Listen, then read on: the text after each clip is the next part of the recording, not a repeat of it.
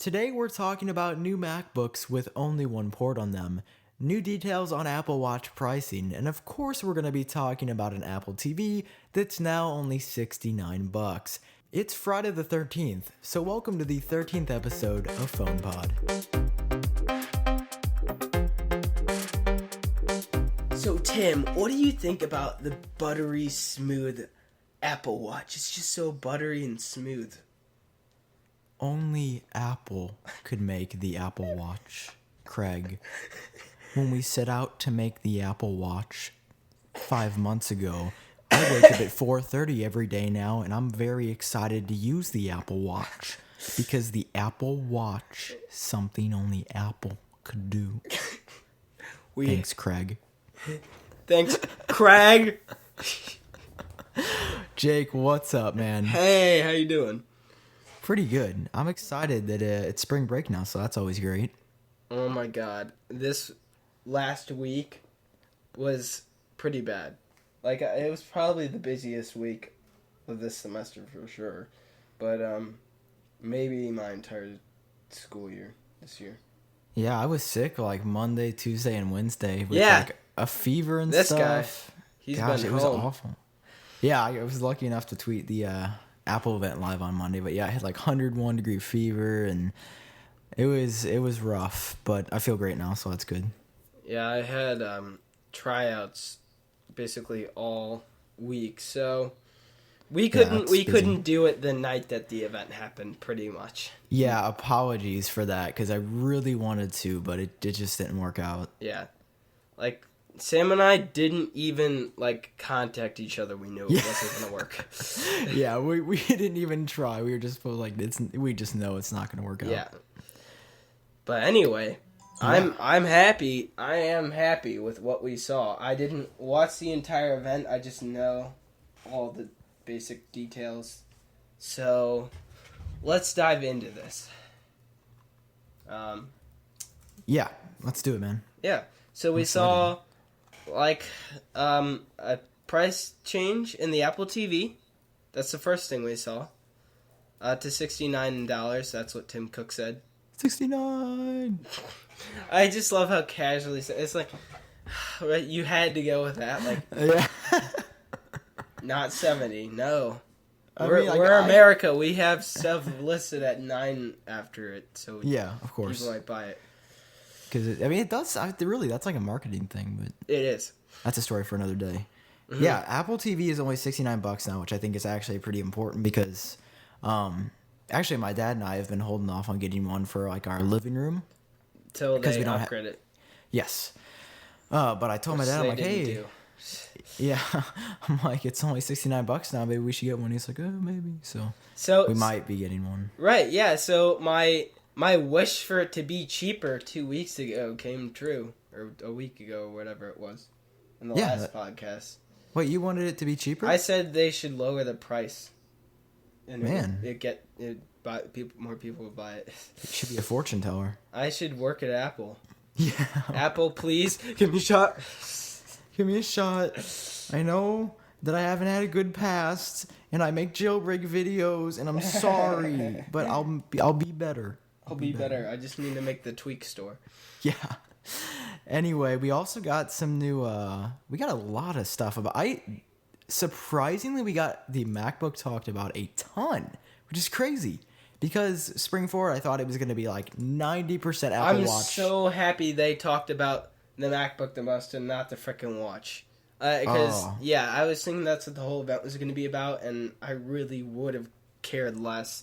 I am so happy about the revitalized MacBooks. I love them, but at the same time, I hate them, and we're going to talk about. Do you want to talk about that right now, or do you want to?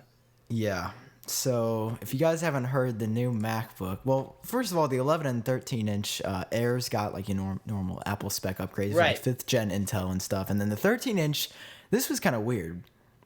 Out of the MacBook Pro Retinas, only the 13 inch, which is like the one that was cheaper, right? Yeah, like the cheaper one. Did they get rid of like the 2-year-old one? Like, you can only buy a 13-inch. No, wait. No, you can still buy. Okay, the non-Retina. No, yeah, they upgraded just okay. So they just upgraded the 13-inch ones. The non-Retina one is the same, and the 15-inch ones are also the same. Are they? So they still? I'm looking on Apple's. Yeah, you can Right. still buy a non-Retina for $1,100. Wow. Or Huh. you can get. Oh man, I really want one of the new MacBooks. In all honesty, not Hey, the S. Sam, every time when you see one of these, you're like, oh, but I could just get this one. I was actually referencing the 13-inch Retina because mine's like Yeah. it's gonna be 2 years old, and it's got a better battery, Force Touch trackpad, which is kind of cool, faster flash, which is always great, and it's got a faster processor, which is always nice too. Wait, so is this Force Touch trackpad? Is that the thing that they put in the New MacBooks. in the new MacBooks? So I'm still debating if I like this or not. So they tried to confuse people with this, guys. There's no physical click. Yes, So- that is weird. So that would, if you're like fine with just using the touch to click, okay, but there's no physical click. So if you need to resort to a physical click, it's not there. What it does is it basically, when you tap it, it vibrates to let you know now. But besides that, that's all it is. And the reason they made it is so they could make the MacBook slimmer. And I don't know. I mean, once again, I wouldn't be using the trackpad a ton anyway. But that would take some getting used to.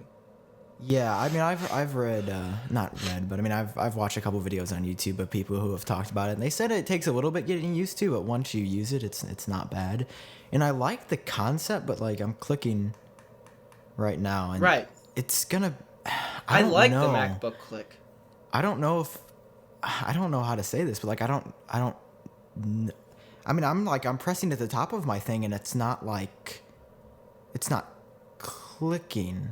Like, I don't know how to describe it. It'd be weird if it would just like vibrate a little bit. Right, and it's not going to be like a huge vibration. It's just going to be like a little. Hey. Yeah, it's very strange. Yeah, but So I don't know. To streamline all this really fast, the MacBook Air's got an upgrade. Both models, the MacBook Pro 13-inch got upgrades, and they came out with a new MacBook line. They're bringing back the MacBooks, and so if you're kind of new to Apple stuff and if you've been around for a while too, you know that they had the MacBook, which was the white. It was plastic. Yep. It was White plastic. And I always almost liked it better than the MacBook Pros. Like, I always liked the white plastic look. If they could have made some way to make the plastic not fade, because it got pretty bad. It was cool looking. It was cool looking with the Apple logo. I always liked that look. And then they just, since nobody was buying it, they just went with the MacBook Pros. And so, yeah, so do you want to talk about the MacBook now? Yes. So, like Jake said, there's 3 lines now, which is crazy because there's the Air, the Pro, and then just MacBook, which they're going back to what they had before, which is going to be super confusing if you try to search it. Because MacBook, you're going to search and be like, "Wait, is this the Air or is this?" Yeah, this is easier to understand for people like this, but to a modern person, this is going to be very confusing. Because a MacBook, the new MacBook, should be called the MacBook Air. It is slimmer than the MacBook Airs. It's built more like a MacBook Air to be more portable. So that's very weird. The MacBook Air was created back in a time where the MacBooks were basically the same thickness as a MacBook Pro. So it's very confusing. And then also when we get into the tech specs, it is too. Yeah, gosh, it's very. I was not expecting this to be like just so different from the other MacBooks. I was expecting this to be like a new MacBook Air, like the in-between model. And this is the thing that we were predicting with the non-Apple logo. This is it. Yeah. And they look sexy. That was my first comment about them. The 3 colors, the space gray, that looks really nice. Now, the biggest flaw that people are complaining about with it and don't understand is USB Type-C. And there's only one of these ports on the system, and all your data and your power goes through it. You have a USB Type-C port and a 3.5 millimeter head jack port. So you can charge it, but you can't transfer data at the same time, or you could transfer data but not charge it at the same time unless you have an adapter. And guess how much that adapter from Apple costs? $80. This is an issue for me. Mm-hmm. I've looked at this laptop many, many times thinking if there's any way I could possibly make this work in my workflow, and there's just not. I would need like 17 adapters daisy-chained to each other with like 7 USB hubs. And I do like the idea of that almost, like one plug, like you're in your home power station and then everything. And now, at first, I thought it was just the speeds of USB 3. But actually, it's faster than USB 3. It's 3.1. I don't know why they didn't just call it 4. I don't really get that. But it's faster. I think I need to look up what the speed... See, I think that they could have fixed a lot of like design flaws with this if they would have just had two USB Type-Cs. Yeah, like the flaws of it is... Here's the good thing about it, about this port. About them putting this port on here, Apple is kind of claiming it because not a lot of other people are doing it. The only other laptop that's really known about was the Chromebook Pixel, which is a developer laptop that nobody would buy. It's a Chromebook that you make Chromebook apps on, essentially. And, or Chromebook that you make Chromebook apps. That's what I said. And also Android phones. And I thought this was going to be an Android phones first, but Apple is... I love this because Apple's kind of claiming it as their port by using it kind of first on a big major product like the MacBook line. That's really awesome. That means other people are going to do it. That means other companies are going to have to make, stuff to do this so people buy them. It's going to be great. This is going to be on regular computers, and then eventually, in 5 years, we're not going to be using regular-sized USB ports anymore for anything. That's my prediction. And that's great because I really like this USB-C. It's also faster than 3.0, so that's fine. And, that's great. Now, the flaw with it is that there's only one. In my opinion, there should be 3 of these things on here. There's the there's the size, but the more there is, the more, like, people want to make stuff for it. Okay, so I think that they could get by with 2 easily. They could get by with 2, well, and it's also the first gen, so. I mean, I've got only 2 USB ports on my computer, and honestly, I use the SD card slot on my computer, but other than that, if they had 2 of those, I'm looking outside my computer. But Sam, one of them's gonna be always plugged in for power. Well, it's a laptop with quote all-day battery. It says 9 hours or 10 hours. And I'm pretty sure there's an adapter where you can be plugged in and have a USB at the same time. Yeah, that adapter is a thing. It's $80, but yeah, that is a thing. I mean, you're gonna have to buy it if you're buying this laptop. If I bought this laptop, I would not be buying that adapter from Apple.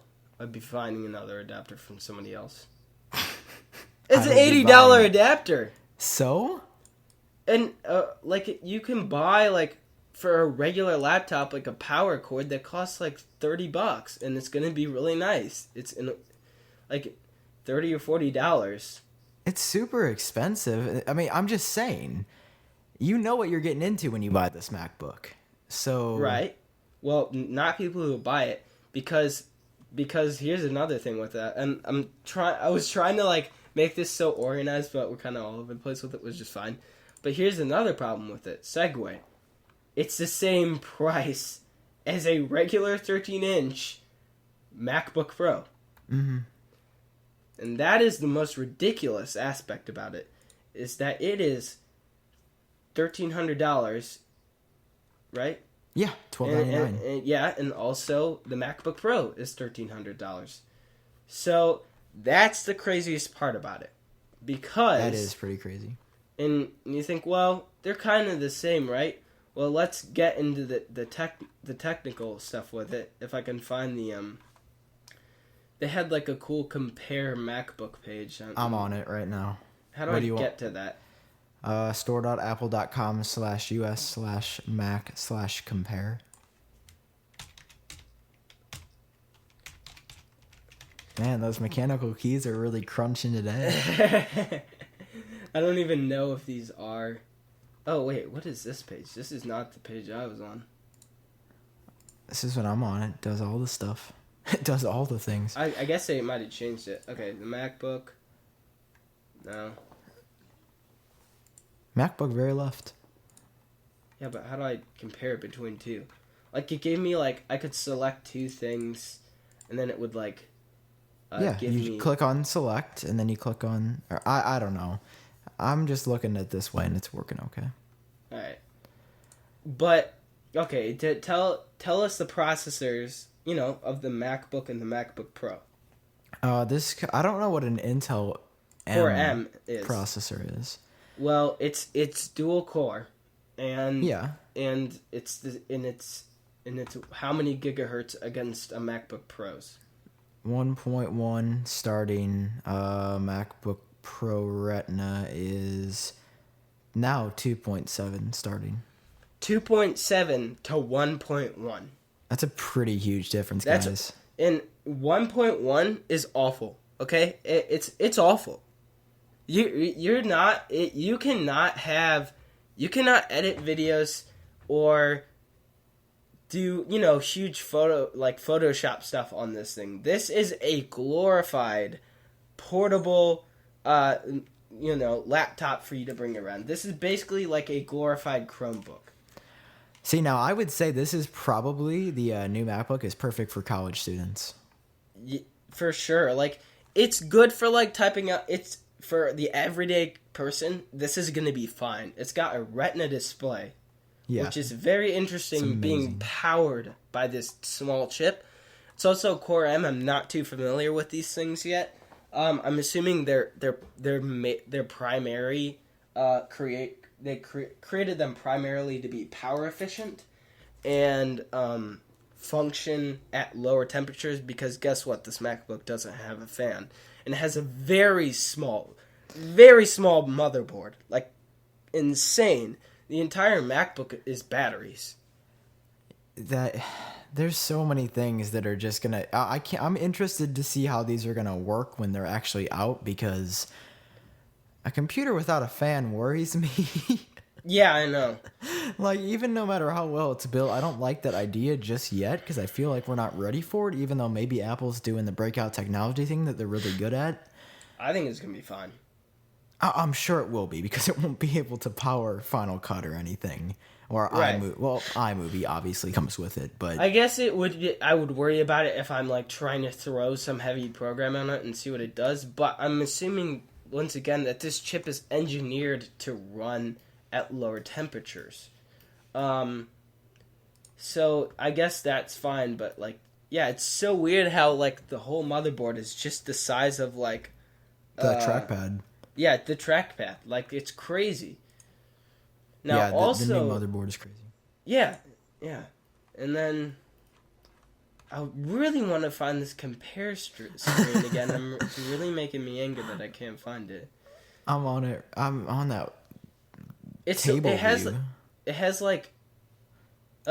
if you scroll all the way down, it says recycle your old Mac and get credit for a new one. It shows the old MacBook, the white one. Really? Yeah. With That's Leopard running on it. That is pretty cool.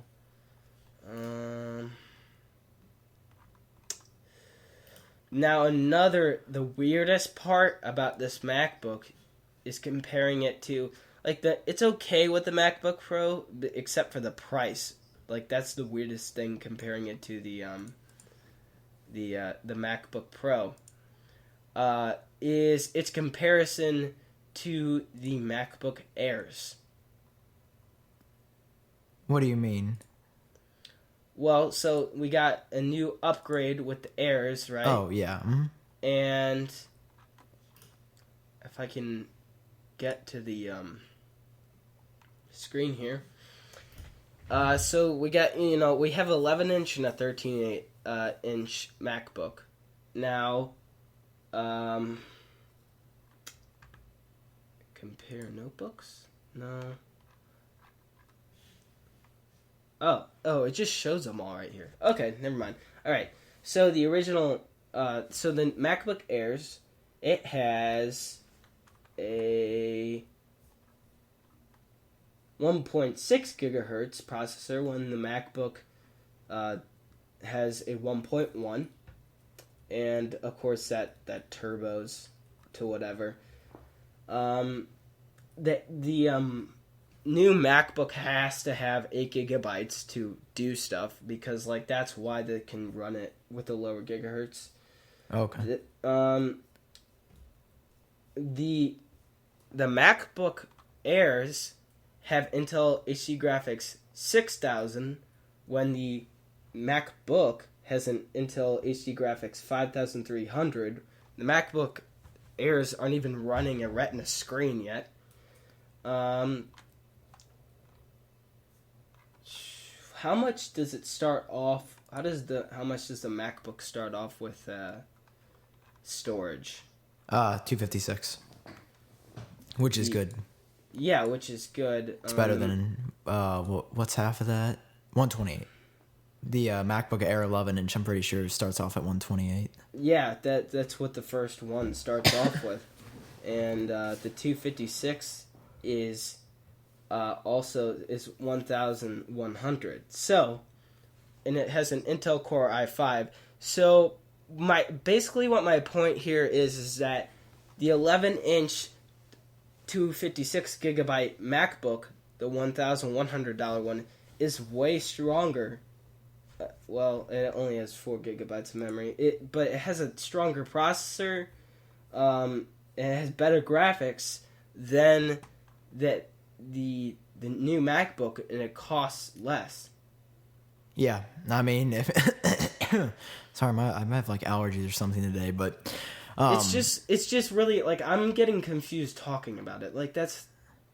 It's just kind of annoying how it's hard to keep track of all this now. Well, I mean, it's all depending on what you're gonna get. If you want a beautiful computer, you're gonna get the new MacBook because it's everything that Apple strives for in their design. It literally was made from the ground up with a new trackpad, with a new keyboard, with a new design, with new batteries, with new processors, with new RAM, with new flash storage.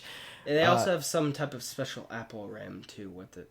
Yeah, I mean, this thing is I don't blame them. As bad as it sounds, I don't blame them for making it $1,300 because it probably takes a lot to build this thing. I mean, with these terrorist batteries on top of each other, that's insane. It's a very cool thing. It's a really cool thing. My final opinion about it is that I would not buy the first model, but I bet the second model is going to be very good. I would say that's a fair argument. So keep that in mind if you guys out there listening are curious and buying the new MacBook because, it's going to be interesting to see what happens in the future. If I had to choose between one right now, a MacBook Air, the MacBook Pro, automatically I would choose over all of these just for the factor that it works with everything I have and I would want more power for a price that makes sense. But if I had to choose between a MacBook Air and a MacBook, I would choose the Air. Just for the factor, it doesn't have a Retina display, which is disappointing, but just for the fact that it's going to be more powerful and, I have more ports, even though I do love the idea of the new USB-C, I would just go with this right now. And then when the next MacBook comes out, I would go with that. Alrighty. I don't know. I don't know if I would choose the Air over the new MacBook, but I'll let it rest. What? I'm trying to remember what else we saw. Oh yeah, so iOS 8.2 came out just out of the blue. Right. Yeah. Even though that was kind of, I think it might have expected. Yeah, I think we even talked about it on the last episode of PhonePod that it might launch Monday. And if you guys want to see a video on that, you can head over to my channel, in case you didn't see it already. Also, I was excited for this because we really didn't get that much on the Apple Watch, but what we did get was pricing and availability. Finally, I've been waiting so long It's to taking too see. long for this to come out. Yes, it took way too long. For They everything talked to be about it announced. so much at the last one. I thought it was coming out like right now. I was expecting it to come out in March. Yeah, but of course it's not. So we gotta wait Yeah. still. I'm gonna try to pull up the page with all the info on it. So I'm gonna click Sport. It's not giving me though. I have a whole price matrix somewhere. I thought. Let me try to launch up the Apple Store app on my phone. Sorry, I'm so unprepared. Apple Store app. So I remember a couple off the top of my head. So this is all going to be in USD. Sorry if you're across the seas listener or not in the US, even if you're in Canada. In the United States, for the Sport model, it's going to start at $349 for the 38 millimeter, and it's going to go up to $399 for the 42 millimeter. And then for the normal watch, it's going to start at $499. Yeah, $549 for the 38 millimeter, and go up to $599 for the 42 millimeter. And then finally, this is pretty crazy. Mm-hmm. The Apple Watch Baseline Edition costs $10,000. Yeah. It's If you crazy. go up, It's for the celebrities. if you go up to 42 millimeters with a cheap little sport band, it's going to be $12,000.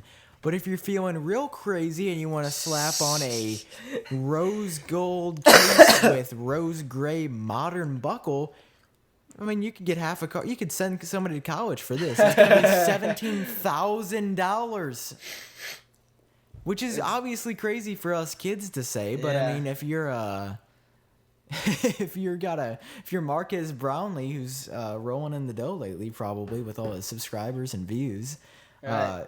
that would not be crazy for him to buy it. And it's obviously going to be a status symbol. I mean, I would argue any expensive watch over like $1,000 is a status symbol. Really, wouldn't you say so? For sure. Yeah. I mean, I'm going to be honest. I'm not getting the watch to be, oh, you have an Apple Watch? Let me see it. Because obviously everybody's going to do that at No, first. Sam wants it because he likes tech. Yeah, I mean, I think it's going to be freaking awesome. Yeah. And then I'm a runner too. So, like, they demoed a few running things on stage, and I thought that was going to be awesome. I've been wanting a smartwatch really bad since last summer because I was doing running to train for cross country next season.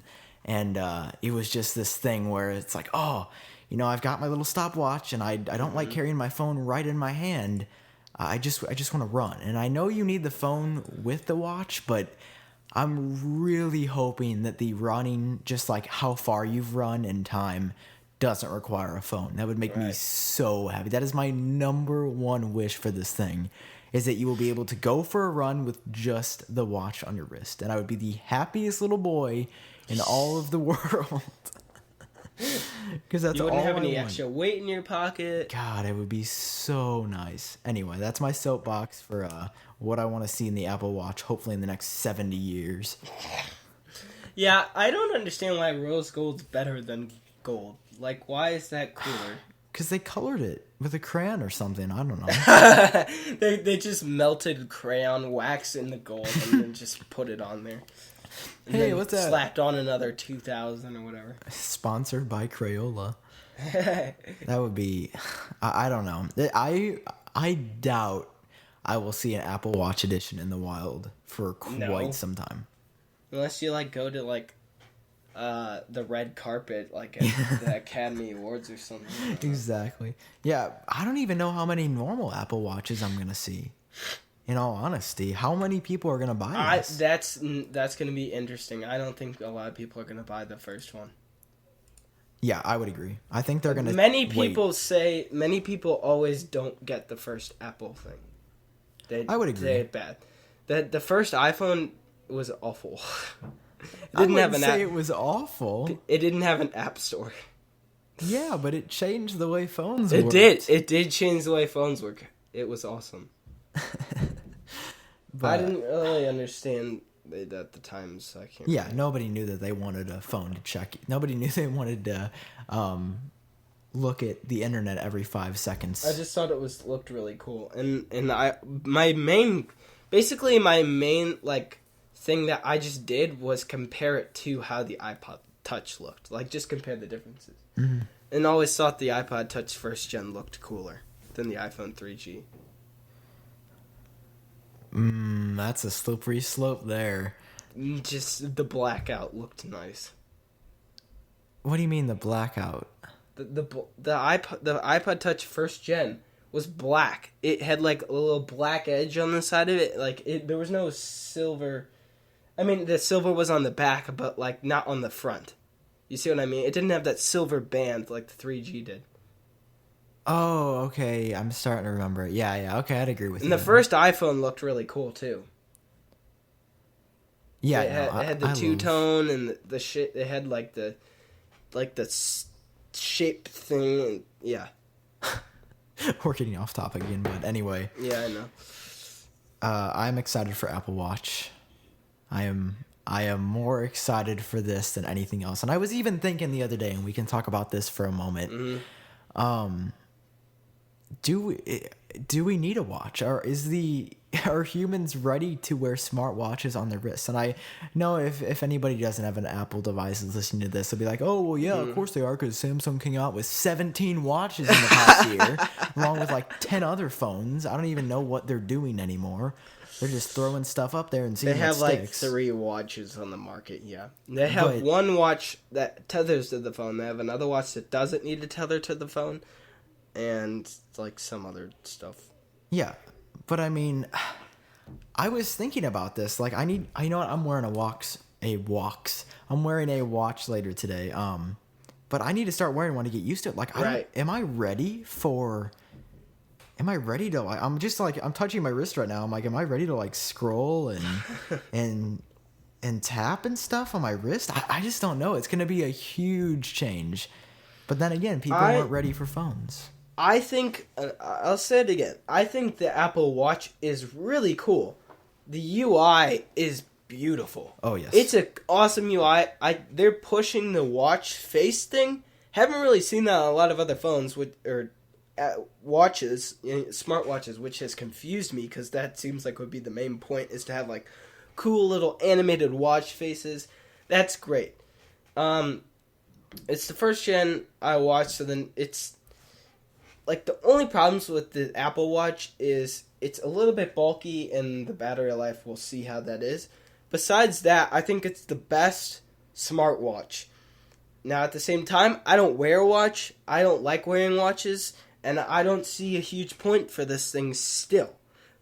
I mean, sometime in the future, I will eventually get one.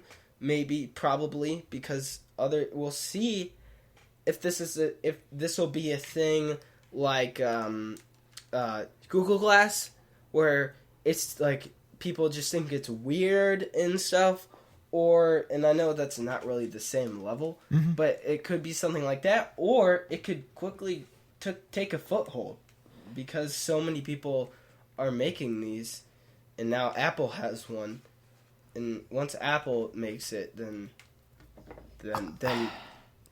people start buying it. I don't think it's going to take off this year. No. I could see it becoming a little bit popular, just starting to get traction after Christmas of this year. I assume it will get very popular in between the time of the 2nd gen and the 3rd gen Apple Watch, and that's when you'll start seeing them that's how the frequently. iPhone was. So, I don't know. That's my guess. I say it'll probably take 2 to 3 years for this thing to get adopted. Are they going to update it every year? We don't know. Do I want them to?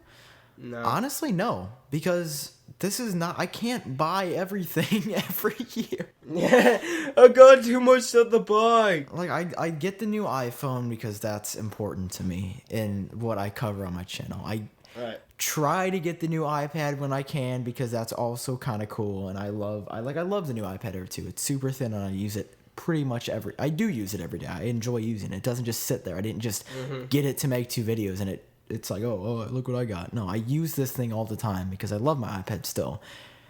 The Apple Watch, they can't be on the list. It just can't. I don't buy MacBooks every year, obviously, because that's $1,500. It can't lose like $600 every year by selling it. Right. So I don't want them to update it every year. I don't think they need to update it every year. I think they just need to make sure that the software is optimized enough to work really well on what's currently out. And I hope that it will work well. I hope that it's not going to be an issue where like the first gen Apple Watch is going to be the iPhone 4 running iOS 7 where it takes 17 seconds or whatever for everything to load. Or it just stops responding entirely. Right. This is all speculation. I'm just saying this is what I don't want to have happen to the Apple Watch. I want it to be updated every once in a while, and I want the software updates to be super good and intuitive. Right. Yeah. Yeah, That's about it. That seems reasonable. Also, speaking about iOS 8.3 running on older devices, I saw your video. That's crazy. Yes, so I actually saw Mark Gurman from 9 to 5 Mac tweet this out, so I'm like, oh, he's probably just... Because sometimes he'll say stuff just to, like, be funny about, like, be super sarcastic. But, like, I'm using the iPhone 4S right now, and here, I'm going to do a quick time before... I'm going to open the settings app on my phone after killing both of them and open the settings app on my iPhone 4S and see how long it takes for both of them to load. All right, all apps are closed. Now, because I have a lot more stuff to load in my preference panel, the iPhone 4's preferences actually open faster than my iPhone 6. Right. So, those of you on older crazy. devices, do not lose hope. 8.3 is going to be super good as long as they don't make it worse from here. About time they did something like that. Coming from me, I'm super impressed by this. 8.3 has a ton of performance changes. It feels fluid. I can't wait to use it on an iPhone 6 for that matter. Yeah. So that's coming, I believe, in April is the rumor for that. Maybe sometime in May. That's close. Yeah, I mean, we're already on beta 3, and Yeah. 8.2 ended at beta 5, and they come out about every 2 weeks, so I would say we're on target for April for sure. All right, and then doing a quick recap of other things, the Apple TV should have gotten a full upgrade because it's still not 1080p, you said, right? Sorry, I was just drinking some water. It's not 4K. It's 1080p. Oh, okay. I guess that's okay. I'll let It it should go slide. 1440. And then... Yeah. And then... No iPod Touch. No iPod Touch. Sam did not get what you wanted. I'm going to have to buy a second device. I don't know where I'm going to get the money from. But... this is what happens when you don't release an iPod Touch app. I'm going to have to, like, rob a bank. Actually, if the FBI's listening, that was just a joke. Don't send any people over here. I'm not actually going to do that. But in all honesty, I was really hoping for an iPod Touch upgrade. At this point, I am very worried for the iPod Touch. Yeah, I feel like it's not going to last, really. It has not been upgraded since 2013 at the iPhone 5 event. I find it crazy you can still buy a shuffle. That's another thing, but... That's a story for another day. I'm really... If you are an iPod Touch user, I'm worried why it's not being upgraded. It's got an A5 chip in it. Here, put it this way. It's an iPhone 4S that they're still selling. You can't sell iPhone 4Ss still. They don't sell those for a reason because they don't run things the best. Right. And I mean, well, granted, It's running a A5 chip? Yes, in the iPod Touch. Doesn't my iPad have an A5 chip? Yes. Oh. Yeah, that's what's bad, and that's why people have been saying they've had so many issues. And now, granted, 8.3 looks like it's going to make things better, but do you think iOS 9 is going to run on the 4S and the iPod Touch? No. Based on Apple's track record, it shouldn't. But if it's focused on stability improvements, then just maybe. We don't know. Maybe, yeah, I don't know. So I'm going to have to invest in another device because I need one to be modified on iOS with a bunch of tweaks and such and themes, and I need one to cover updates and make sure I'm staying up to date so I know what's going on. I can't just read about it. I need to actually have hands-on feedback so that I know what I'm talking about when I'm doing voiceovers. But Right. anyway, I think that's about it for today. Yeah. And we actually talked about a lot of stuff. This is a good episode. We talked about Apple Watch, MacBooks, what's wrong with them, what we love. Yeah. And don't get me wrong, I'm so happy they made these new MacBooks. No, yeah, me too. Me too. It's beautiful. There's a couple things that are off. Right. But it's like that with everything. Yep. Well, alrighty, Jake. As always, I had a blast talking about Apple with you. If you guys enjoyed listening to the podcast, feel free to leave us a review on iTunes. Or if you don't feel like writing a big review like PhonePod is the best podcast ever, or PhonePod, you guys are the worst, why does Apple let you on the iTunes store? That is a great question. I still have yet to figure that out. But if you can, let me know. So if you don't feel like writing a review, spilling your guts out, you don't have to do that. Just leave a review, and we would be more than happy to leave a rating. My bad, like between 1 and 5 stars, and we would be more than happy. And if you want to watch Sam and I talk about other stuff, if you head over to Valley Productions, we're gonna have our first podcast up soon. Yeah. Also, hopefully we're gonna record that today. Mm-hmm. So. Also, we have no new reviews, so there's nothing to read at the end of the show. Yeah, all right. Alrighty, Jake. Thanks again. I had a ton of fun, and I'll talk to you later. See ya.